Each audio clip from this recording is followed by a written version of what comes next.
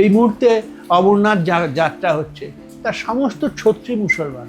যদি তিনি পরমেশ্বর হন, তাকে বাঁচিয়ে রাখার দায়িত্ব নিয়েছে কিছু অজ্ঞ দরিদ্র মুসলমান। ঝড়ের গর্জন মাঝে বিচ্ছেদের হাহাকার বাজে, ঘরে ঘরে শূন্য হলো আরামের শয্যাতল। যাত্রা করো যাত্রীদল, উঠেছে আদেশ, বন্দরের কাল হলো শেষ। হিন্দুরা অনেকেই ভাবে আমাদের একটা কোটা থাকা উচিত, এই কোটার মধ্যে থেকে কাজী নজরুল সবচেয়ে অ্যাকসেপ্টেবল, কারণ তিনি শ্যামা সঙ্গীত লিখেছেন।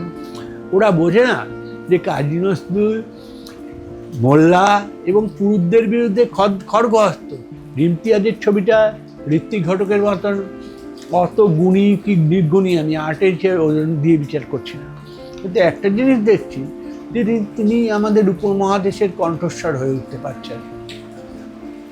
সদ্য মুক্তিপ্রাপ্ত সিনেমা मैं वापस आऊंगाর একদম শেষে পরিচালক ইমতিয়াজ আলী একজন শরণার্থীর ভাষ্যে লিখছেন যে আমার নিজের বাড়ি ছেড়ে চলে যাওয়া এবং মৃত্যুর মধ্যে যদি কোনো একটাকে বেছে নেওয়ার সুযোগ থাকতো, তাহলে আমি খুব আনন্দের সঙ্গে মৃত্যুকে বেছে নিতাম, কিন্তু দুর্ভাগ্যবশত আমার কাছে তেমন কোনো বিকল্প ছিল না। আজ 2026 সালে দাঁড়িয়ে এই আমরা যখন ইন্টারনেটে খাবার অর্ডার করছি, তখনও প্যালেস্তাইন থেকে মণিপুর সর্বত্র উদ্বাস্তু শরণার্থী মানুষ। আজও এই পৃথিবীর লাখ লাখ মানুষ নিজের ঘর হারিয়ে, বাড়ি হারিয়ে, জমি হারিয়ে কোনো এক অজ্ঞাত কারণে অন্য জায়গায় থাকেন, নিজের দেশে উদ্বাস্তু হয়ে থাকেন। তাই নিয়ে সিনেমা হয়, কবিতা হয়, গান হয়, আগেও হতো।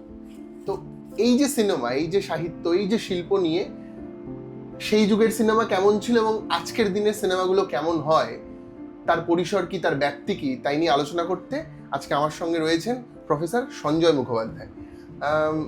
স্যার, প্রথমে থ্যাংক ইউ আমাদের সাথে কথা বলার জন্য। তোমাদেরও ধন্যবাদ। আপনি দীর্ঘদিন ধরে সিনেমা নিয়ে ভেবেছেন, কথা বলেছেন, আলোচনায় গেছেন, পড়িয়েছেন। আপনি যে সময় এই ভাবনার শুরুটা করেছেন, সেইটা ছিল একদম উত্তাল সময়। আপনার নিজের লেখায় আমি পড়ছিলাম, আপনি লিখছেন সেটা হচ্ছে খবরের কাগজে আগুন আর রক্ত দেখার একটা সময়। সেই সময়টা কেমন ছিল, কিভাবে সেই সময়টা সিনেমায় এলো? সেই সময়টা আমি যখন বলছি সেটা 70 দশক, বিখ্যাত 70 দশকেই বোধহয় শেষ বাঙালি যুবক যুবতীরা স্বপ্ন দেখেছিল। এখন এই স্বপ্ন কেন দেখেছিল এটা বলা সংকটের। অনেকগুলো কারণে দেখেছিল। প্রথম কথা, আমাদের বেঁচে থাকাটা প্রশ্নাতীত ছিল না। এই যে ইমতিয়াজ বলছেন, আমি এটাকে বুঝতে পারি। আপনি দেখলেন সিনেমাটা? হ্যাঁ, যে এবং সিনেমাটা নিয়ে আমি বলছি, কিন্তু এই যে আমরা দেখলাম যে বঙ্গ বিভাজন, পাঞ্জাব বিভাজন এবং সিন্ধু প্রদেশের বিভাজন, এটা খুব ছোট জায়গা বলে বলা হয় না। এই তিনটে জায়গা ভারতীয় ইতিহাসে কি অপূরণীয় দুঃস্বপ্ন বহন করে আনল। আশ্চর্যের বিষয় হচ্ছে, এটা খুব সত্যি। এটা যখন বাংলার বাইরে গিয়েছি, যখন বাংলার বাইরে কোনো আলোচনা চক্র বা আড্ডায় অংশগ্রহণ করেছি, তখন দেখেছি বিশেষভাবে আমাদের পাঞ্জাবি বন্ধুরা জিজ্ঞেস করেন যে এত বড় ঘটনা ঘটলো, বাংলা সংস্কৃতির প্রতিফলন কোথায়? এটা আমিও ভেবেছি, বাংলা সংস্কৃতির প্রতিফলন কোথায়।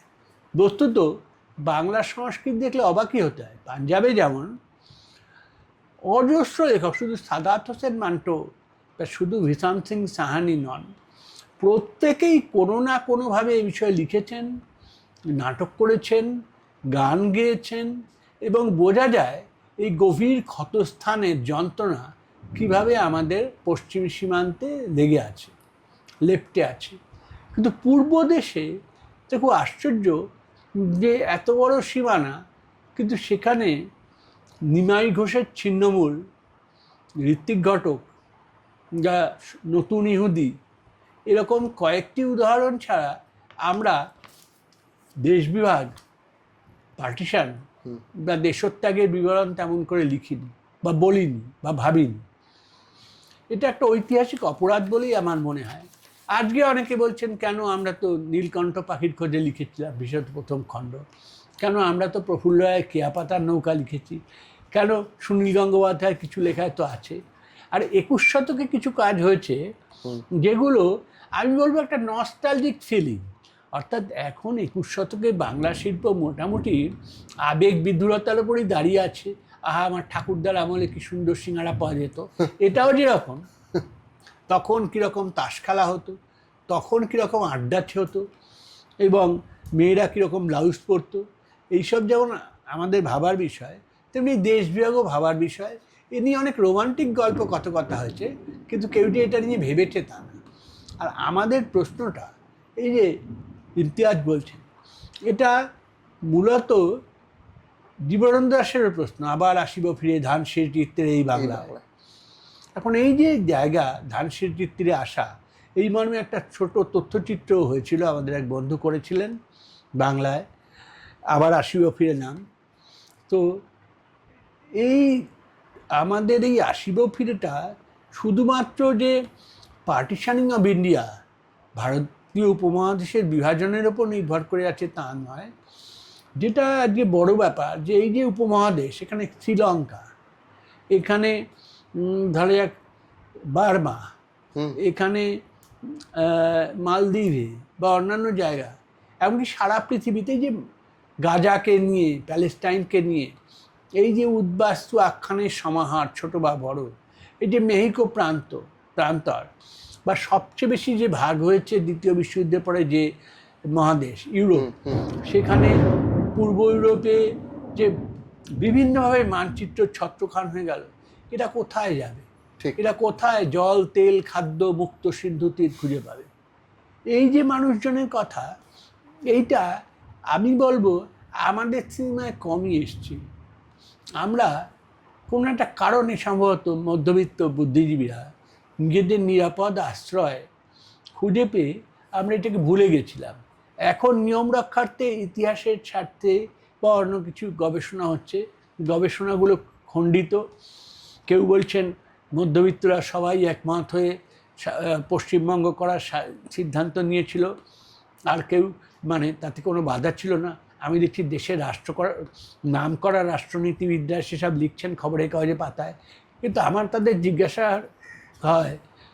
করার ইচ্ছে হয় যে এই যে বিধানসভা বা আইন পরিষদ, এটা কি সর্বজনীন ভোটাধিকারের ভিত্তিতে হয়েছিল? তা তো হয়নি। কিছু কিছু নির্দিষ্ট কেন্দ্র ছিল, সেখান থেকে যেভাবে বেড়াল ছানা বেছে আনা হয় সেভাবে বেছে আনা হয়েছিল। কেউ রেলওয়ে কেন্দ্রের থেকে আসছে, কেউ বিশ্ববিদ্যালয় কেন্দ্রের থেকে আসছে, কেউ ওখান থেকে আসছে, কিন্তু সর্বজনীন ভোটাধিকার একদমই নয়। আর সবচেয়ে বড় কথা যে এই যে আলোচনায় এই ভয়াবহ পুরুষতান্ত্রিক একটা দেশে যে মহিলা থাকে, মহিলাদের যে কণ্ঠস্বর থাকে, লুপ্ত কণ্ঠস্বর, তা নিয়ে যে উর্বশী বুটালিয়া বা এরা এত ভালো ভালো লেখা লিখেছেন, সংকলন করেছেন, মতামতের সংগ্রহ করেছেন। বাঙালি নারীর ব্যথা বেদনা তা নিয়ে কে বলেছেন? রাষ্ট্রবিদরা শুধু দেখছেন আইন পরিষদের কয়েকজন সদস্য কী বলেছেন, এবং তার ভিত্তিতে দেশের নিয়তি নির্ধারিত হয়ে গেছে। কিন্তু তারা কোনো রান্নাঘরে গেছেন? তারা জানেন যে তখনও বাংলাদেশে মহিলা ছিল, এবং সেটা কয়েক কোটি ছিল, যাদের মহিলা ছিল কয়েক কোটি ছিল। বিধানসভায় তারা কেউ ছিলেন না, তারা ছিলেন না। তাদের মতামত ছাড়াই একটা দেশের ভবিষ্যৎ নির্মিত হতে পারে? এত ভয়াবহ পুরুষতান্ত্রিক লেখা আমি আগে পড়িনি, এবং আমি এই মূর্তি দেখেও বাংলাদেশে স্তম্ভিত যে একের পর এক বুদ্ধিজীবী তারা শুধু মুখের নারীবাদের কথা বলেন, যখন নারীবাদটা চালু হয়, চালু জিনিস থাকে, তাদের নাম খবরে কাগজে উঠবে, কিন্তু কার্যত যখন ইতিহাসের সামনে দাঁড়ান তখন ইতিহাসটা একান্ত হয় পুরুষের।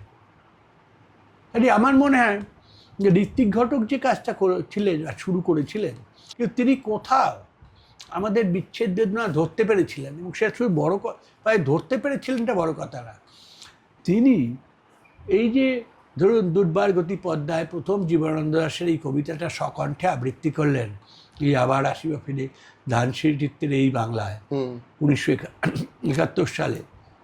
সে শুধু তাই না, তিনি আমাদের কাছে দেখাতে পেরেছেন যে ভারতীয় উপমহাদেশে এই যে শরণার্থী সমস্যা বা এই যে স্থানচ্যুতির সমস্যা, আরও ভালোভাবে বলা যায়, এটা অনেক ব্যাপক, গভীর এবং অনেক সময়ান্তরে চলে গেছে।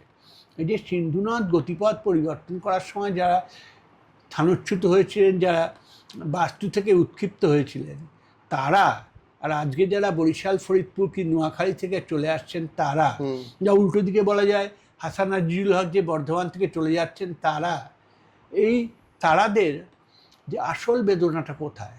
ভারতীয় উপমহাদেশ একজনকে পরিবেশ এবং প্রকৃতির মধ্যে ধরে থাকে, সেখান থেকে আপনি টুক করে তাকে একটা অন্য জায়গায় রাখলেন, তার চরিত্র ঠিক হয়ে গেল, আবার নতুন পরিবেশে খাপ খাইয়ে নিল, এত সহজ না। তিনি এই জন্য এটা বহু আগে প্রায় মহাভারত কথায় পর্যবেসিত করেছেন তার ছবিগুলোকে।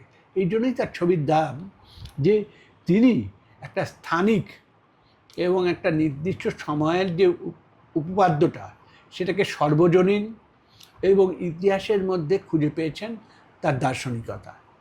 এইটা হচ্ছে আসল কথা। কিন্তু যখনই আমি বাঙালি বুদ্ধিজীবীদের দেখি, তারা সংখ্যাতত্ত্বের গবেষণা করেন, কতজন হিন্দু ওখান থেকে এখানে এসেছেন, তাদের মধ্যে কতজন উচ্চবর্গীয়, কতজন নিম্নবর্গীয়দের কাছে তারা ভাবেনও না। এই যোগেন মণ্ডল ঠন্ডলের কথা আসেনও সেই সময় থাকতে চেয়েছিলেন ওখানে, এবং হ্যাঁ নানা জিনিস হতে পারে, কিন্তু আমরা ভাবিনি না। এবং আমরা এখন যে ভাবছি সেটা ওটা দায়ে পড়ি। এই সমকালীন রাজনৈতিক পরিস্থিতি অনেক সময় কাঁধের ওপর যদি কেউ হাত রাখে তখন ভাবতে হয়। ফলে আমার এই ভাবনাগুলোকেও খুব সৎ ভাবনা বলে মনে হয় না। স্যার, আপনি ঋত্বিক ঘটককে নিয়ে কাজ করেছেন, দেখেছেন তার সিনেমা, আবার এই ইমতিয়াজ আলীকেও দেখলেন, কি মনে হয় উত্তরসূরি ইমতিয়াজ আলী ঋত্বিক ঘটকের উত্তরসূরি না হলো বেদনাটা? যেমন আমি মালদার এক গম্ভীরা গায়ককে চিনি, মানে তার লেখা পড়েছি, তার লেখা তিনি তো লিখতে পারেন না, তার লেখাও নিরীক্ষণ করেছে। আসলে মালদা ঠিক 15ই আগস্ট 1947 সালে ভারতের অন্তর্ভুক্ত হয়, 3 দিন পরে হয়েছিল। এই ভদ্রলোক আদৌ বুঝতে পারেননি তিনি পূর্ব পাকিস্তানের মানুষ না ভারতের মানুষ। আচ্ছা, এই যে 3 দিনের টাল বাটাল তার স্মৃতিকে ভেঙে দিয়েছে, তার স্নায়ুতন্ত্রকে ভেঙে দিয়েছে।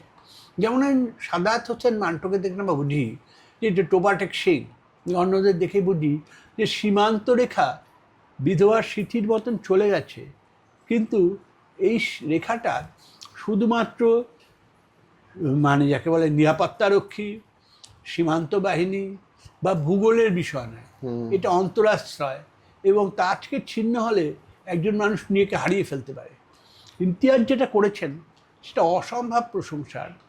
একজন হিন্দু, একজন মুসলমান, একজন শিখ, একজন মুসলমান, একজন শিখ, একজন হিন্দু, এই যে আমাদের আন্তঃসম্পর্কগুলো, এই আন্তঃসম্পর্কগুলো কীভাবে রিডিফাইন্ড হলো, নতুন করে বলা হলো যে তুমি পাকিস্তানি এবং তুমি মুসলমান, তুমি হিন্দুস্তানি এবং তুমি শিখ এবং মুসলমান। একজন পাকিস্তানি মুসলমান আর একজন ধরা যাক ভারতীয় হিন্দুর বিবাহ, এই যে আন্তঃধর্ম বিবাহ বা প্রেম, এটা আপনি সিনেমায় কোথায় দেখেছেন বলুন তো? কেউ ভাবেই। পূর্ববঙ্গের মানুষটা কিছু ভেবেছে, যেমন আমি দেখতাম পূর্ববঙ্গের মুসলমানদের সংখ্যাধিক্য বেশি বলেই, আর আমরা উচ্চবর্গীয় রাঢ়ী শ্রেণী ব্রাহ্মণ হওয়া সত্ত্বেও আমার মা যেহেতু বাড়িতে কিছু মুসলমান কাজের লোক বা অন্যরা কে ছিল, মক্তবের ছিলেন, মাস্টারমশাই ডাক্তারেরা ছিলেন, ফলে মুসলমান বলতে যে একটা অন্য কোনো প্রাণী যাদের চিড়িয়াখানায় দেখতে হয় এরকম ধারণা ছিল না। এটা মেলামেশার ফলেই ছিল না। যখন মেলামেশা হবে তখন দেখা যাবে যে এতটা সন্দেহ এবং অবিশ্বাস থাকে না, ওরাই করে আর আমরাই করি, এই ধারণাটা আমি দেখেছি পশ্চিমবঙ্গে যত বেশি। এমনকি বিখ্যাত শ্রীকান্ত উপন্যাসে আজ বাঙালিদের সঙ্গে মুসলমানের খেলা, এই বাক্যটি ভাবুন, যিনি লিখছেন তিনি চূড়ান্ত মানবিকতাবাদী। তাকে আমি এইভাবে বলবো না যে তিনি হিন্দু সাম্প্রদায়িকতাবাদী, তিনিই লিখেছেন মহেশের মতন অমর গল্প, গফুর, একদমই তাই। ফলে ইতিহাসের দিক দিয়ে বিশ্বাসঘাতকতা আর হবে যদি শরৎচন্দ্র চট্টোপাধ্যায়ের নিন্দা করা হয়, কিন্তু এটা শরৎচন্দ্র অসচেতনভাবেই লিখেছিলেন। তার কারণে হাওড়া, হুগলি, এখানে না মুসলমান হিন্দু ইন্টারাকশনটা খুব বেশি না, মেলামেশাটা খুব বেশি কম। এবং এখনও দেখুন কলকাতায় আপনি যদি হিন্দু মুসলমান ভাবেন, আমাদের মেলামেশা করার এলাকাগুলো খুব কম। পার্সাকাস, মেটিয়াবুরুজ কিংবা খিদিরপুর, এই যে জায়গাগুলো, তপসিয়া আর অন্য এলাকাগুলো, সেগুলো আলাদা আলাদা।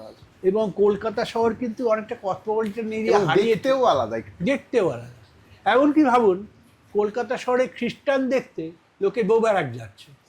এখন এই যে জিনিসগুলো হয়েছে, আমাদের মধ্যে যারা ধরুন উদারনৈতিক ছিলেন, যেমন আমার মনে পড়ে, এর মতন মানুষ তো হবে না বাঙালিদের মধ্যে, ইমামের ছেলে, কিন্তু তিনি চিরকালের জন্য কোরআন এবং গীতাকে বিসর্জন দিয়ে দিয়েছিলেন, যার ফলে তাকে কেউ পছন্দও করে না, মুখে বলে। এই যে কাজী নজরুল ইসলাম, এই যে তার কারণ তিনি মূলে বুঝেছিলেন যে জনগণে যারা যোগ সমশস্যে তারে মহাজন কয়, সন্তান সমপালে যারা জমি তারা জমিদার নয়। এই যে জায়গাটা উনি বুঝেছিলেন, এবং এই যে উনি খোদার আসন আরস্যে দিয়া, ওকে কিন্তু যখন কবি ভাবা হয় তখন আমি দেখেছি হিন্দুরা অনেকেই ভাবে আমাদের একটা কোটা থাকা উচিত, এই কোটার মধ্যে থেকে কাজী নজরুল সবচেয়ে অ্যাকসেপ্টেবল, কারণ তিনি শ্যামা সঙ্গীত একদমই। ওরা বোঝে না যে কাজী নজরুল মোল্লা এবং পুরুষদের বিরুদ্ধে খড়গহস্ত, তিনি ঈশ্বর বা আল্লাহকে গুরুত্ব দেয়, কিন্তু ঈশ্বর এবং আল্লাহর এজেন্ট হিসেবে যে এজেন্সি চালাচ্ছে তাদের মৌলভী যত এই লেখার ক্ষমতা এখন কোনো লোকের নেই, তারা আজকে পরিহার করেন। কিন্তু নজরুল ইসলাম আমলা অন্তর্ঘাতকের মতন কাজ করেছেন। সেই নজরুল ইসলামকে ধরুন বাঙালি সংস্কৃতিতে আমরা তো স্থানই দিতে পারি, কেন তখন তাকে না হয়? যখন কোথাও কোনো রায়ট ফায়াট হয়, কোনো উত্তীর্ণ হয়, তখন ওটা কান্ডারি বলো ডুবিছে মানুষ, সন্তান মোর মা। তার আগের দিন অবধি কেউ কারোর সন্তান ছিল না, তারপরেও কেউ কারোর সন্তান হবে না, হঠাৎ সেই দিন রাত্রে রেডিও কাঁপিয়ে এবং টেলিভিশন কাঁপিয়ে এইসব বলা। এখন এর জন্য আমরাই দায়ী। আমি যে আপনাকে বলছিলাম যে বাঙালিরা যে এত সংস্কৃতির গর্ব করে, সেখানে এমনকি অতীনবাবুও লিখেছেন যে ছিল তো যে বাড়িতে একজন মুসলমান প্রতিবেশী এলে অনেক ক্ষেত্রেই তাকে আলাদা থালায় খেতে দেওয়া হতো। হ্যাঁ, এখনো দেওয়া হয়, এবং এখনও ধরুন আমাদের যা সংস্কৃতি, তাতে আপনি পর্তুগাল থেকে কোনো মেম সাহেবকে বিয়ে করে আনলে এইসব পাড়ায় এত কথা হবে না, যদি আপনি ধরুন উর্দুভাষী কোনো মুসলমানকে বিয়ে করেন সে দেশের, কিন্তু তার নিয়ে অনেক কথা, অনেক সমস্যা। উল্টো দিকেও তাই। আমি এই কথা বলছি না হিন্দুরা, এই যে মুসলমানরা আমাদের যারা বন্ধু আছেন, যেমন ধরুন তানভীর মোকাম্মেল, যেমন ধরুন তারেক মাসুদ, এই মাটির ময়না ইত্যাদিরা, তারাও বলে এখন এটা আমার দেশের রাজনৈতিক আন্দোলনের একটা দুর্ভাগ্য যে এটাকে এমনকি প্রগতিশীলরাও মেনে নিতে শুরু করেছে, যে কোথাও হিন্দু মুসলমানের ভেদের থেকে আছে।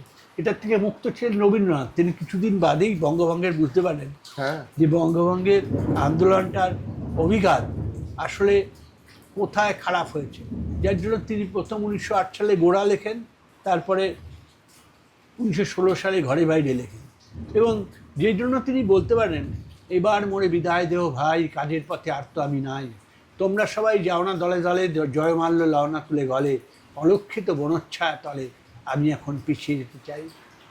এই যে পিছিয়ে যাওয়ার চেষ্টা, যার জন্য তাকে অনেক বিস্তার তিরস্কার, এবং সত্যি কথা বলতে কি অনেকে দালালও বলেছে। এখন বোঝা যায় যে তিনি এই সস্তার হাততালিটাকে পরিহার করেছিলেন, এবং তিনি দেশের মূল সমস্যাগুলো বুঝেছিলেন। আমাদের জন্মের অনিশ্চয়তা, আমাদের ইতিহাসের অনিশ্চয়তা, যে নিয়ে কথা বলছিলাম। ইমতিয়াজের ছবিটা ঋত্বিক ঘটকের মতন অত গুণী কি নির্গুণী আমি আর্টের ওজন দিয়ে বিচার করছি না, কিন্তু একটা জিনিস দেখছি যে তিনি আমাদের উপমহাদেশের কণ্ঠস্বর হয়ে উঠতে পারছেন। এটা তিনি পারছেন এবং আমরা পারছি না। কেন পারছি না তার কোনো জবাব নেই। আমরা হাজার হাজার বার জীবনানন্দ দাশের কথা বলি, কিন্তু জীবনানন্দ দাশের কথা বলার সময় আপনি দেখবেন 70 দশক অব্দি জীবনানন্দ দাস যে পূর্ববঙ্গের একটা জীবন কাটিয়েছেন সে কথাই বলা হয়, খুব সচেতনভাবে পরিহার করা হয়েছে। যা বিখ্যাত যারা অনুরাগী জীবনানন্দ দাশ প্রমুখ, তারা তার পূর্ববঙ্গীয় রূপটাকে স্বীকার করতে চাননি। আচ্ছা স্যার, আপনি যে সময়ের কথা লিখতে গিয়ে বলেছেন যে খবরের কাগজের পাতা জুড়ে রক্ত আর আগুন, সেই সময় তো ঋত্বিক ঘটক সিনেমা বানিয়েছেন, বা সলিল চৌধুরীরা গান বেঁধেছেন, বা জীবনানন্দ লিখেছেন। খুব খারাপ সময়, দেশভাগ, হিংসা, দাঙ্গা পরিস্থিতি। আজ এতগুলো বছর কেটে গেছে, বাঙালি তার নিজের মতো করে গুছিয়ে নিয়েছে। ওপার বাংলা থেকে এসেছে কেউ, কে এপার থেকে ওপারে গেছে। মোটামুটি একটা স্থিতিশীল পরিস্থিতি। এরকম সময় আরও কিছু সিনেমা তৈরি হচ্ছে যেগুলো ইমতিয়াজ আলীর মতো করে নয়, বরং অন্য ভাষায় কথা হচ্ছে, এবং সেই সিনেমাতে হিংসা, রাগ, দেশ এগুলোকে বেশি করে দেখানো হচ্ছে। ঋত্বিক ঘটকরা যখন সিনেমা করেছেন তখন চাইলেই এগুলো দেখাতে পারতেন, কিন্তু আমার মনে হয়েছে যে তিনি এই সমস্ত দাঙ্গা হাঙ্গামার এই সব কিছুর ঊর্ধ্বে উঠে ভালোবাসার কথা বলতে চেয়েছেন, মানুষে মানুষে সৌজন্যতার কথা বলতে চেয়েছেন। শিল্পীদের সেটাই কাজ। মানে কি আপনার কেন কি মনে হয় যে আমরা কি পারলাম না, যে কারণে আজও এমন সিনেমা তৈরি হয় যেখানে আরেকবার কলকাতার দাঙ্গা দেখানো হয়, কাশ্মীরের দাঙ্গা দেখানো হয়? এটা হচ্ছে মূলত মানে আমাদের রাজনীতিতে, আমি যেটা বলছিলাম, দুর্ভাগ্যক্রমে ভারতীয় উপমহাদেশের রাজনীতি ভারতের কথা বলার বদলে একটা সম্প্রদায়ের কথা বলতে গেছে, এবং সেই সম্প্রদায় যেহেতু শাসক সম্প্রদায়, তাদের স্বার্থ আপাতভাবে, তাদের স্বার্থ এবং তাদের আধিপত্য নিরঙ্কুশ করতে গেছে। এই নিরঙ্কুশ করতে যাওয়ায় তারা ভুলে গেছে, আমি একটি খুব সাধারণ কথা বহুবার আমরা বলি, যে আকবরের সভায় যে তানসেন গান গাইতেন, এই বর্ষা নেমেছে বলে মনে হলো, এই যে বলা হয়, তাই অবশ্যই জনশ্রুতি এবং মিথ্যে কথা, যে তানসেন গাইতে শুরু করলে বৃষ্টি নেমে আসতো, কোনো কালই আসতো না। ওটা একটা মাধুর্যের সূত্রে বলা হয়। তো এই যে জায়গাগুলো, বা ধরুন যেভাবে এই আমার স্ত্রী বলছি, ফতেপুর সিক্রিতে যে সেলিম চিশতি কবর, সেখানে ভারতবাসী গিয়ে একটা কাপড় রাখে অনেকেই, যারা ধর্মে বিশ্বাস করে। কেন রাখে? বাবর হুমায়ুনের কল্যাণ কামনায় দেখেছেন তারপর থেকে। তা আমি সবিষয়ে দেখলাম, আমার ধর্ম বিষয়ে কোনো সেই রকম অনুভূতি নেই, অন্তত এই প্রথাগুলো সম্পর্কে। কিন্তু আমি দেখলাম যে আমার স্ত্রী ফতেপুর সিক্রিতে গিয়ে সেলিম চিশতির দরগায় কাপড় রাখলেন এবং আকুল নয়নে কাঁদলেন। আমি বুঝতে পারছি তিনি তার সন্তানের জন্য প্রার্থনা করছেন। তো আমাদের সংস্কৃতি এই, আমরা যখন দিল্লিতে নিজামুদ্দিন আউলিয়ার গলিতে ঢুকি, তার আগেই মির্জা গালিবের সমাধি, এই যে আমাদের সভ্যতা, ধরুন এই যে রামপ্রসাদ সেন বলছেন যে আমায় দেমা তেবিলদারি, আমি নিমখারাম নই মা শঙ্করী। এখানে সংস্কৃতি অন্য ভাষাই বেশি। তিনি ট্রেজারিতে কাজ করতেন কৃষ্ণচন্দ্র রায়, তার কাছে খাজাঞ্চিখানার ভাষাগুলোই বেশি এসছে, এবং তিনি অকাতরে সেই অর্থে উদ্ধৃতিচিহ্নের ভেতরে মুসলমানি ভাষা, ম্লেচ্ছ ভাষার প্রবেশ ঘটিয়েছেন তার ভাষায়। কেন? মাকে ডাকার জন্য, চিরন্তনকে ডাকার জন্য সংস্কৃতে ডাকতে হবে, আরবিতে ডাকতে হবে, তার তো কোনো মানে নেই। আপনি যে ঘরে কথা বলছেন সেই ঘরে তখন এই সোফাটা ছিল না, কিন্তু সে ঘরে আমার বন্ধু, আমার থেকে 2 বছরের ছোট, এখন আর নেই, সফদার হাসমি কথা বলে গেছে। আচ্ছা, সফদার আমার গভীর বন্ধু ছিলেন। তো আমরা দুজনেই এই কথা ভেবেছি যে আমরা কেন হিন্দু, কেন মুসলমান, কিন্তু আমরা তার কোনো সঙ্গত উত্তর পাইনি। এই মুহূর্তে অমরনাথ যাত্রা হচ্ছে, তার সমস্ত ছত্রী মুসলমান। ঠিক। যদি তিনি পরমেশ্বর হন, তাকে বাঁচিয়ে রাখার দায়িত্ব নিয়েছে কিছু অজ্ঞ দরিদ্র মুসলমান। আমরা কাকে মুসলমান হিসেবে চিহ্নিত করছি, কাকে হিন্দু হিসেবে চিহ্নিত করছি? যে নারী আশ্রে পড়ছে নিজামুদ্দিন আউলিয়ার সমাধিতে, তাকে আমি হিন্দু বলতে পারি? যে অমরনাথ যাত্রার সময় শেষ আশীর্বাদ দিচ্ছেন মুসলমান পথপ্রদর্শকের কাছে, তাকে আমরা হিন্দু বলবো না? আপনি ইতিহাসটাকে নিজের মতন করে করছেন, আপনি হিন্দুস্তান। আপনি এমনকি বর্ডারে দেখাচ্ছেন যে কোরআন পুড়ছে বলে সেই কোরআন যিনি উদ্ধার করে আনছেন হিন্দু। কেন? হিন্দুরা পরমাত্মাকে গুরুত্ব দিতে পারে, সম্মান দিতে পারে, ভালো। কিন্তু আমি কেন ধরবো যে পরমতিরা আমাদের সম্মান দেবে না? কেন? নিশ্চয় আমি বিশ্বাস করি না। আচ্ছা, ঋত্বিক ঘটক কোন মগজ থেকে, বা ঋত্বিক ঘটকের সমকালীন যারা পরিচালক, তারা কোন মগজ থেকে বললেন না এই কথাগুলো? যে মানে এখন যে কথাটা হয় খুব, যে যা সত্যি তাই তো দেখানো উচিত, যে কিছু মুসলিম কিছু হিন্দুদের বাড়ি জ্বালিয়েছে, মহিলাদেরকে ধর্ষণ করেছে, এরকম ঘটনা তো সত্যি কিছু ঘটেছে।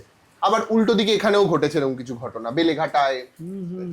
তো আমি বলছি যে ঋত্বিক কোন মগজ থেকে, মানে কাকে আদর্শ মেনে না কিভাবে যে এই এই এই এই স্তরে নামলেন না? তিনি বললেন যে পদ্মারে ছাইরা কেন জামু, এই মানে তার নদীর প্রতি, দেশের প্রতি, মাটির প্রতি, ভাষার প্রতি শুধু আর্তনাদটা রইল, ধর্ম এলোই না তার কোনো ছবিতে। আসলেও যেমন তিতাস শিকরিউদ্দিন নামে দেখবেন যে মুসলমান চাষিটি সর্বস্ব হারিয়ে হিন্দুর একজন জমিদারের কাছে বর্ষা তুলেছে, যাকে স্বয়ং শিব মনে হয়, তাকে দেখতে কি পরম মমতায়, কত বিশ্বস্ত, কত ভালো মানুষ হিসেবে দেখেছেন। আসলে ইতিহাসকে বড় এবং ছোট হিসেবে দেখার কথা।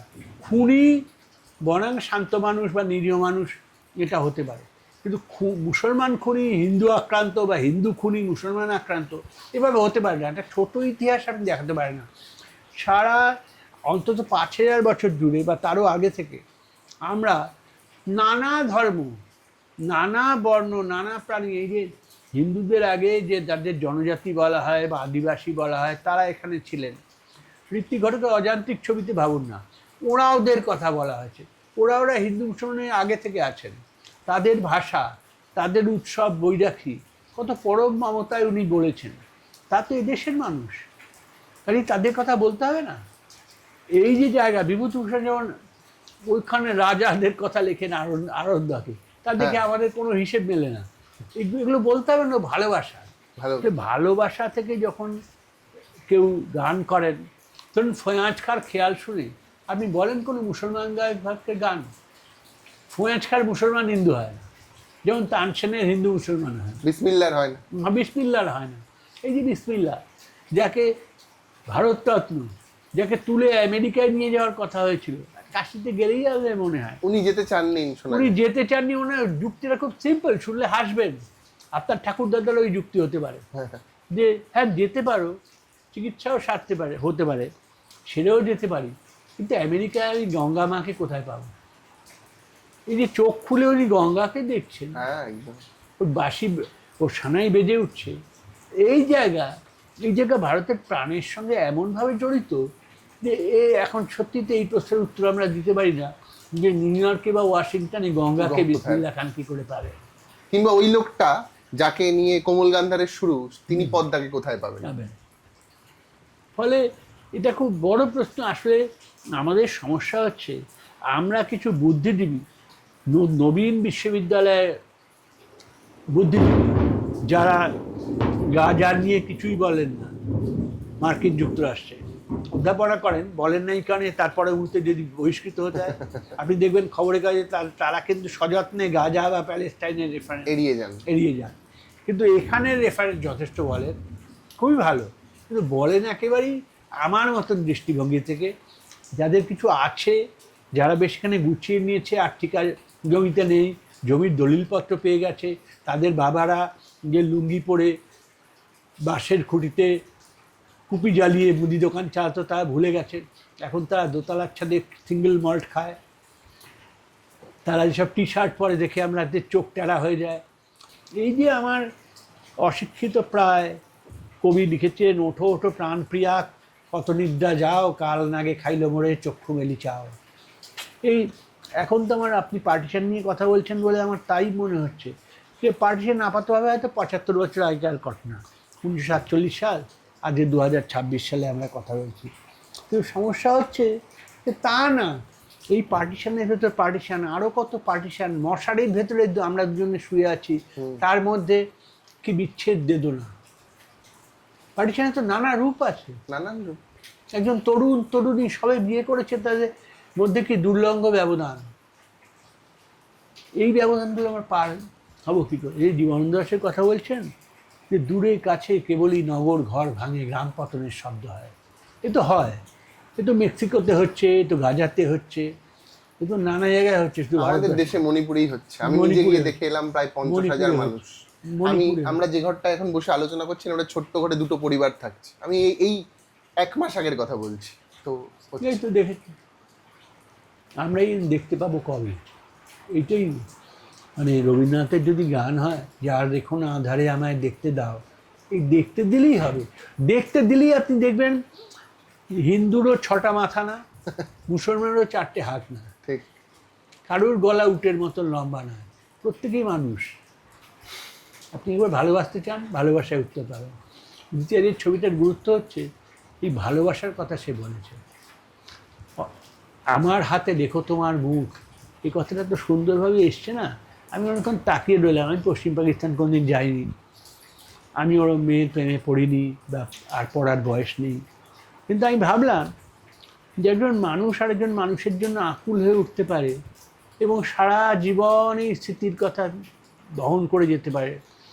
আচ্ছা, এই যে ভালোবাসার গল্প বানালেন ঋত্বিক ঘটকদের মতো মানুষেরা, বা আজকেও ইমতিয়াজ আলী, এই এই এই মানসিকতাটা এলো কি রবীন্দ্রনাথের থেকে? মানে আপনি নিজেও আপনার বইতে লিখেছেন। আমি ঋত্বিকের ক্ষেত্রে বলতে পারি রবীন্দ্রনাথ থেকে, ইমতিয়াজের ক্ষেত্রে বলতে পারি ওই এলাকায় যে সাহিত্য এবং গানের ঘরানা ছিল। কোন এলাকায়? সমস্ত পাঞ্জাব, মানে এই পশ্চিম পাঞ্জাব, পাঞ্জাবের থেকে একেবারে সিন্ধু প্রদেশ অবধি আমাদের যে ঘরানা ছিল, আর ওই জায়গা থেকেই তো আমাদের যত বহিরাগত মানুষরা এসেছেন, সেই গ্রিক থেকে আরম্ভ করে শকুন্তল, পাঠান, মোগল, এক দেহে হল ঋণ, তো ওই দিক দিয়েই এসেছে। ফলে এই যে মিশ্র সংস্কৃতি, এদের একটাই কমন সুতো যার মধ্যে এগুলো গেঁথে আছে, সেটা হচ্ছে ভালোবাসা। আপনি ভাবুন, একজন গ্রিক সেনাপতি মধ্যপ্রদেশের এক রাজকুমারীর প্রেমে পড়লেন। তার ধর্ম মোটেই হিন্দু না, তিনি একটা প্রেমের জন্য গরুর স্তম্ভ তৈরি করলেন। আমরা আজও সেটা দেখতে যাই। একজন গ্রিকের একজন হিন্দুর জন্য প্রেমে নমুনা, তার জন্য তিনি গরুর স্তম্ভ তৈরি করছেন। তাকে ধর্মান্তরিত হতে হয়নি না। এই যে জায়গা, বা মুঘল সম্রাটরা অনেক সময় দোল খেলতেন, তার জন্য তাদের হিন্দু হতে হয়নি। বা হিন্দুরা যেভাবে ধরুন মুসলিম সম্প্রদায়ের অনেক উৎসব অনুষ্ঠানে অংশগ্রহণ করতেন গ্রামে, তো সেগুলোর জন্য তাদের মুসলমান হতে হয়নি।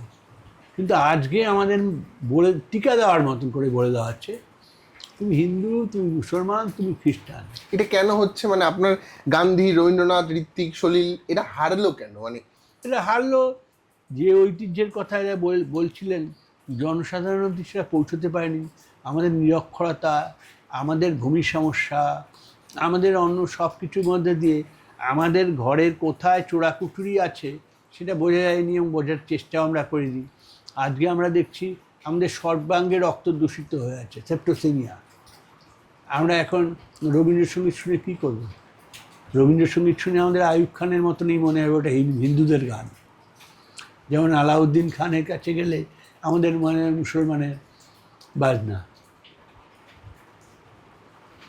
আজকে আর আলী আকবর খানকে আমরা নিতে পারিনি। আলী আকবর খানকে আমি রাসবিহারীতে দেখতাম লাল দই কিনতে আসতেন। তাই?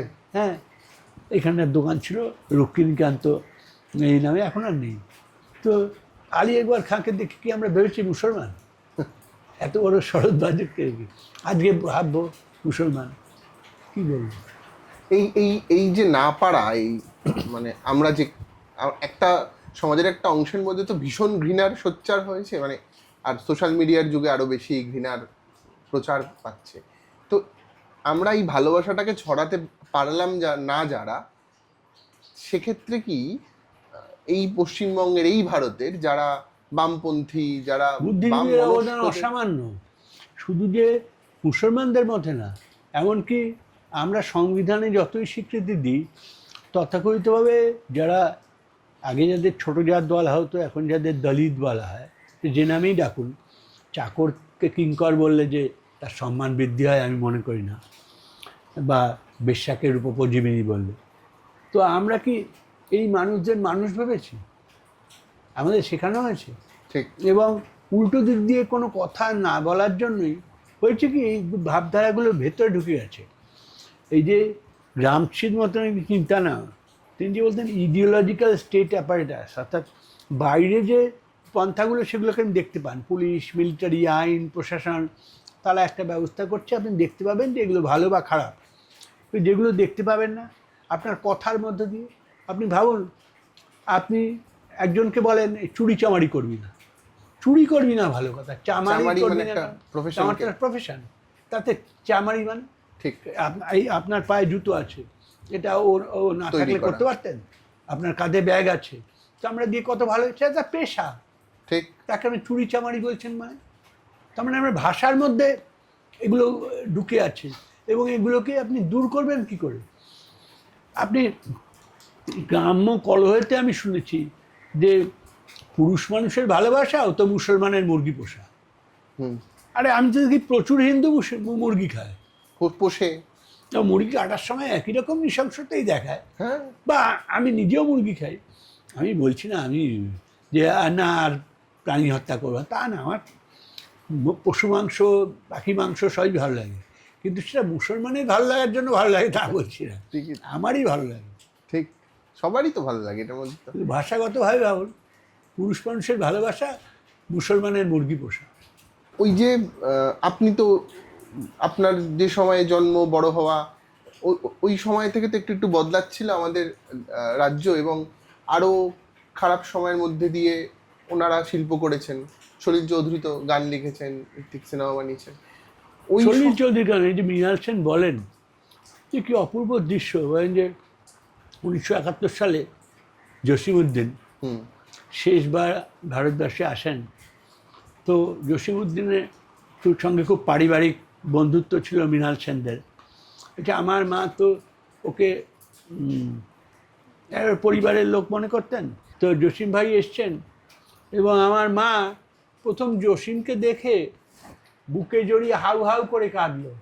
তাহলে এই 1971 সালে তুমি জানো, আমার কাছে এই ঋত্বিকের এত, মানে ব্যক্তিগত আলোচনা বলছি, আমার কাছে ঋত্বিকের এত পার্টিশন নিয়ে এত এই আমার এ লাগতো না, যে আমরা তো ফরিদপুরে হয়েছে, ঠিক আছে, তাই নিয়ে রোজ রোজ এই করার কী আছে। বলছে জসিম ভাই এসে আমার মাকে দেখতে যাচ্ছেন, বাবা তো নেই, তাহলে আমার মা তো তখন বুড়ি হয়ে গেছে, এবং জসিমউদ্দিন মাকে দেখছেন, মা জসিমউদ্দিনকে দেখলেন। তারপরে কোনো কথা বিনিময় নেই, দুই বুড়ো বুড়ি দুজনকে জড়িয়ে কাঁদছেন। সত্যি কথা বলতে কি, মৃণালদা বলেন যে আমার না পার্টিশান, দেশ বিভাগ, এগুলো আমাকে অত নাড়া, ওরমভাবে নাড়া দেয় না, বড় হয়ে গেছে, পুরনো যুগের ঘটনা। কিন্তু আমি জসিমউদ্দিন আমার মাকে জড়িয়ে কাঁদছেন, আমার মা জসিমউদ্দিনকে জড়িয়ে কাঁদছেন, আর আমরা দুই ভাই এবং বাড়ির বউরা থ হয়ে দেখছি।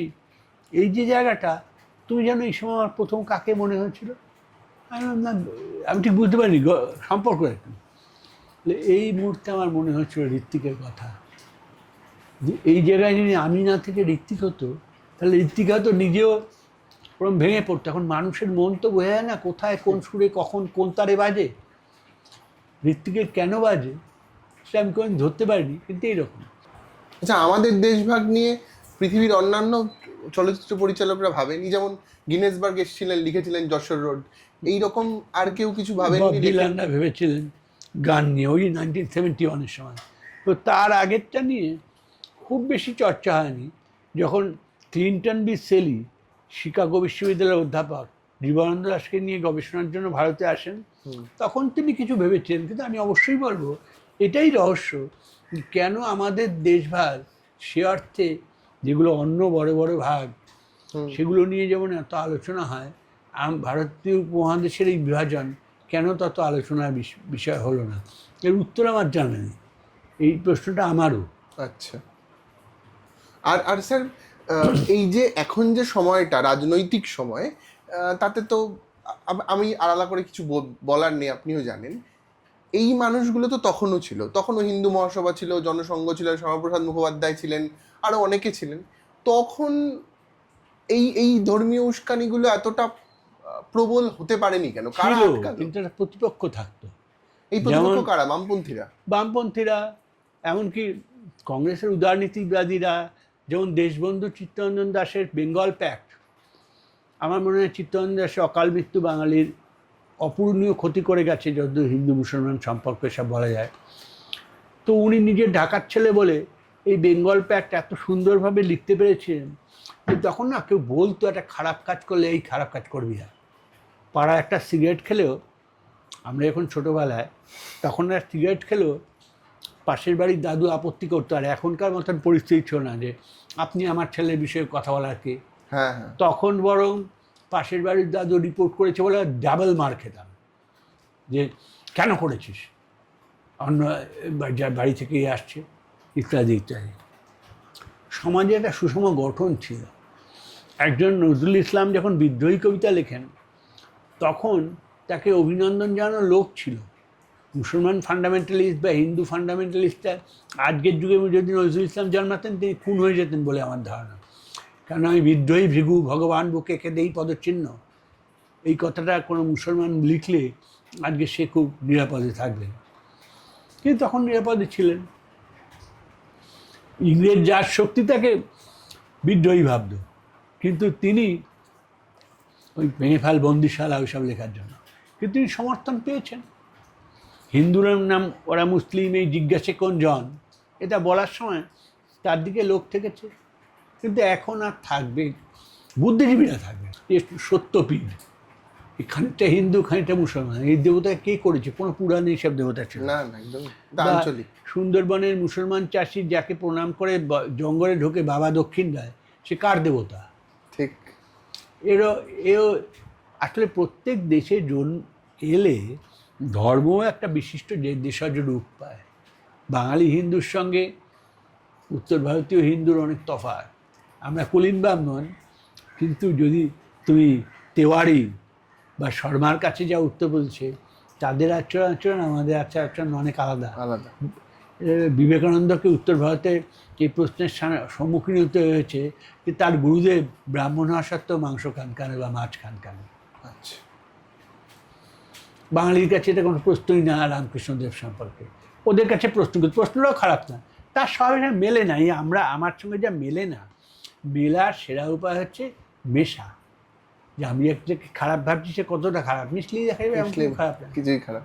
আচ্ছা স্যার, আপনার মনে হয় না যে স্বাধীনতা এবং তার পরবর্তী সময় বাংলা একটা মন্বন্তর দেখছে, খাদ্য আন্দোলন দেখছে, এবং মানুষের একটা অর্থনৈতিক ক্রাইসিস ছিল সেই সময়, মানে দুবেলা পেটের ভাতই জুটতো না। আজকে যারা দাঙ্গা লাগাচ্ছে, আজকে যারা হিন্দু মুসলমান করছে, তাদের প্রত্যেকের পকেটে পয়সা আছে, চাকরি আছে এবং অর্থনৈতিক সমৃদ্ধি আছে তাদের, এবং নিচুতলার মানুষেরও মোটামুটি পেটের ভাতটা আছে। এই পেটের ভাত না, আগে পেটের ভাতটা খাবো, তারপরে তো ধর্ম নিয়ে আলোচনা করব, দাঙ্গা করব, সেই সময় সেইটা একটা মানে রিফ্লেকশন ছিল বলে মনে হয় না আপনার? মানে সেটা ছিল, কিন্তু মানুষের জীবনে ঈশ্বরও ছিল, ইডিওলজি ছিল। মানে ঈশ্বর তো হিন্দু মুসলমানের কাছে ছিলেনই, আর যারা তুমি বামপন্থী বলছো তারা অন্তত নিরীশ্বর ছিলেন, তাদের মতন করে সে বিশ্বাসও করতেন। ঠিক। এখনকার বামপন্থী নেতাদের মতো হাতে তাবিজ নিয়ে গিয়ে হনুমান মন্দিরের চরণামৃত পান করতেন না তারা। এখন যাকে তুমি বলছো সেটা পুরোহিততন্ত্র, সেটা ধর্ম কিনা আমার সন্দেহ আছে। তখন না একটা ঈশ্বর বিশ্বাস ছিল। রামপ্রসাদ সেন, এই রামকৃষ্ণদেব, কেশব সেন, যেমন তার বিরুদ্ধে নিরীশ্বর বিশ্বাসও হয়তো থাকতো। শ্রী হরি শরণম বলে বিদ্যাসাগর চিঠি লিখতেন, কিন্তু বিদ্যাসাগর সেভাবে আস্তিক ছিলেন না। নাস্তিক ছিলেন কি আমি বলতে পারি না, কিন্তু আস্তিক ছিলেন না। কিন্তু বিদ্যাসাগরের এই যে আস্তিকতা বর্জন দেওয়া, এটা একটা বিশ্বাসের উপর প্রতিষ্ঠিত। তিনি কিন্তু রাস্তায় একজন লোক যখন না খেয়ে মারা যাচ্ছে কলেরায়, তাকে সেবা করার সময়, তার বমি আর দাস্ত দেখার সময় কোনোদিন ভাবেননি এই লোকটা হিন্দু না মুসলমান। ঠিকই, প্রাণ রক্ষার কথা ভেবেছেন। সুভাষ বসু যখন পলিটিক্স করেছেন, তখন এই আজাদ হিন্দ ফৌজ বা অন্যত্র, তবে এত মুসলমান এবং শিখের সঙ্গে উনি মিট করেছেন এবং তাদের কী গুরুত্ব দিয়েছেন। কখনো ওর আইএনএ লোকেরা মনে করতে পারেনি যে এটা হিন্দু তাদের মাথা। একদমই। হাবিবুর রহমান তার উদাহরণ। তো আরও অনেকে, শাহনাজ খান, আরও এমনি তো নাম করা লোক যারা বেস্ট লেভেল। হয়তো একটা বিশ্বাস ছিল আমাদের জীবনে না। রবীন্দ্রনাথের কথাটা তখন আমি ভাবতাম কোটেশন দেবো, প্রত্যেক রচনাতেই কোনোভাবে লাগাতাম, যে মানুষের প্রতি বিশ্বাস হারানো পাপ। মানুষের প্রতি বিশ্বাস হারানো পাপ কিনা যায় না, হয়তো পাপ, কিন্তু বিশ্বাসের প্রতি বিশ্বাস হারানো পাপ। আমরা না অবিশ্বাসী না বিশ্বাসী, ফলে আমরা একটা ভাসমান জায়গায় আছি, আমরা মানিয়ে নিতে চেষ্টা করছি, এটাই আমাদের সবচেয়ে বড় পাপ। একটা লোক কখনো বলতে পারছে না যে না আমার এটা ভালো লাগে না, সে উপযুক্ত অবস্থা বুঝে নিজেকে মানিয়ে নিতে চাইছে। আমার শেষ প্রশ্ন আপনাকে, আপনার অনেকটা বয়স হয়ে গেছে, এই শহরটাকে অনেকভাবে দেখেছেন, বাম ডান, নকশাল আন্দোলন সব সব দেখেছেন। একটা আপনি তো নিশ্চয়ই আশা করেন একটা নতুন শহর হবে, যে শহরটা আবার একটু ভালো হবে। আপনি একটা আলোচনায় বলেছিলেন যে কলকাতা শহরের তখনকার অবস্থা বোঝাতে গিয়ে বলেছিলেন তখনও সত্যজিৎ রায় বেঁচে এবং তখনও কলকাতায় লম্বা লম্বা মানুষ ছিল। আমার এই কথাটা সারা জীবন মনে থাকবে। তো তারপরে আপনার একজন ছাত্র আমাদেরকে পড়াতে গিয়ে বলেছিল আমার বাবা রবিবার খাসির মাংস কিনতে গিয়ে হিন্দিতে কথা বলে। এই কথাটাও আমার সারা জীবন মনে থাকবে। হ্যাঁ, তো এরকম অনেক, আমাদের শহরটা খুব আনন্দের ছিল, মজার ছিল। অনেক দেশ থেকে লোকজন পড়াশোনা করতে আসতো, আমরা যেতাম। সত্যজিৎ রায়, ঋত্বিক ঘটক, মৃণাল সেন, সলিল চৌধুরী, কে ছিল না? তার আগে রবীন্দ্রনাথ, নজরুল, জীবনানন্দ। এইরকম একটা শহর কি করে পেতে পারি বলুন তো? মানে আমরা তো আশা করি, আমরা তো ভাবি যে ওই মৌসুমী ভৌমিকের গানের মতো, যে আমি শুনেছি তোমরা নাকি এখনো স্বপ্ন দেখো। আমরা সত্যিই স্বপ্ন দেখি। সত্যি যদি একটা গণ জাগরণ হয় ভারতবর্ষের ইতিহাসে, আমি কলকাতার লোক হিসেবে বলছি যে আমার মনে হচ্ছে যে ধরো 1757 পলাশি, তারপরে কতদিন লাগলো এই তথাকথিত সেপাই বা সৈন্যশান্তি জেবে উঠতে 1857, এবং গান্ধীর আশা, গান্ধীর রাজনীতিকে বৈঠকখানা থেকে রাস্তায় নিয়ে যাওয়া, এই ঢোড়াইছড়ির মানুষ, চম্পারণ সত্যাগ্রহ, এগুলোর মাঝখানে কত তফাৎ। আমার মনে হয় যে যদি কেউ পারে, যে অবশ্যই পারবে, কারণ ভারতবর্ষের ইতিহাস তো বড়, কত বড় বড় বহিরাক্রমণ, কত বড় বড় দাঙ্গা, রক্তপাত এরা স্বচ্ছন্দে অবজ্ঞা করেছে। এবং নৃশংসতা, সম্রাট সিরাজদৌল্লার মৃতদেহটাকে হাতির পিঠে চাপিয়ে সারা মুর্শিদাবাদ শহর ঘুরিয়েছিল। হ্যাঁ, আমরা কি নৃশংসতা দেখি, সবই হয়েছে। তারপরেও ভারতবর্ষ টিকে আছে, এবং টিকে আছে মানে এমন একটা জায়গায় টিকে আছে যেখানে তোমার, আমি একবার এই তখন বাবরি মসজিদ হচ্ছে, এই সময় দিল্লি থেকে ফিরছিলাম, ফরিদাবাদের আগে ট্রেনটা সিগন্যাল পেয়ে দাঁড়িয়ে আছে, সেই জায়গায় অনেক কবর, বুঝলে, ছোটো ছোটো ছোটো ছোটো কবর, অনেকটা খ্রিস্টানদের ক্রসের মতন লাগছে। তো রোদ্দুর পড়েছে পশ্চিম দিক থেকে, এটা আমার জীবনে একটা অদ্ভুত অভিজ্ঞতা। কেন এতক্ষণ দাঁড়িয়ে আছে দেখতে, আমরা জানলাটা খুলে, এই দরজাটা খুলে দেখছি যে অনেক দূরে একজন মা তার বাচ্চা ওই মধ্যে খেলা করছে, তাকে বাড়ি রাখার জন্য ডাকছে, এবং সে ডাকছে, দেখছে ট্রেনটা দাঁড়িয়ে আছে, কোনো নিশ্চয়ই অন্য দরজাও খোলা হয়েছে, তারাও বাচ্চাটাকে দেখছে, দৌড়দৌড়ি করছে, আর মা খুব সুন্দর হাসছে। এখন এই মা হিন্দু ছিল, মুসলমান ছিল এই কবরখানার মধ্যে, আমি জানি না। এই বাচ্চাটাকে সে খুঁজছে। এটা হচ্ছে আসল ভারতবর্ষ। এবং আমার মনে হয় এই যে তিক্ততা আমরা দেখছি, এই তিক্ততা কিছুদিনের মধ্যে একটা জায়গায় শেপ নেবে। এই যে যখন রবীন্দ্রনাথ লিখেছেন, এগুলো বক্তৃতার ভাষা, এগুলো কি মানে হেসো না, যে বাহিরিয়া এলো কারা, মা কাঁদিছে পিছে, প্রেয়সী দাঁড়ায় দাঁড়ায় নয়ন মুদিছে, বিচ্ছেদের হাহাকার মাঝে, ঝড়ের গর্জন মাঝে বিচ্ছেদের হাহাকার বাজে, ঘরে ঘরে শূন্য হলো আরামের শয্যাতল, যাত্রা করো যাত্রীদল, উঠেছে আদেশ, বন্দরের কাল হলো শেষ। রবীন্দ্রনাথ কবে লিখেছেন? 70 দশকে আমরা এই লাইনগুলোকে খুঁজে পাই। এই যে বন্দরের কাল হলো শেষ, এ অনেক দিন ধরে না ব্যাক ওয়াটার আর থিতু জলের ওপর কলকাতা দাঁড়িয়েছে। কলকাতার আন্তর্জাতিক শহরই না, একটা শহরে চৌরঙ্গিতে গেলে কত রকম দেখা যেত, ইহুদি দেখা যেত, খ্রিস্টান দেখা যেত, সাহেব দেখা যেত। কলকাতায় সাহেব কত কমে গেছে দেখেছো? নেই প্রায়। শুধু কিছু চেনা মুখ, চেনা পোশাক, চেনা ভাষা। এবং কলকাতা বড্ড সংকীর্ণ হয়ে গেছে, এমনকি শহর হিসেবে, যেটা 1945 সালে ছিল না, সেটা 2025 সালে হয়েছে। এখন কতদিন থাকবে তা আমি জানি না, কিন্তু এটা ভাঙবে। আর যারা অভিয়াস ভাঙার, তারা অল্প বয়সী লোক ভাবে। কোনো 80 বা 90 বছরে আমার বয়সী লোক এসে বলবে না যে চলো অন্যত্র চলো, ভাঙবে। কীভাবে ভাঙবে তা আমি জানি না। Thank you.